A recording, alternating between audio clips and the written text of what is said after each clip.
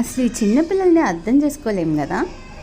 అన్నం తినండ్రా అని బ్రతిమాలితే ఒక్క ముద్ద టేస్ట్ చేయకుండానే నో అంటారు. మరి ఇటువంటి ఐస్ క్రీమ్స్, చాక్లెట్స్, స్వీట్స్ అనుకోండి, ఆ కలర్స్ వల్ల, వాటి అట్రాక్షన్ వల్ల కానీ బాగా బంగారంలా తింటారు.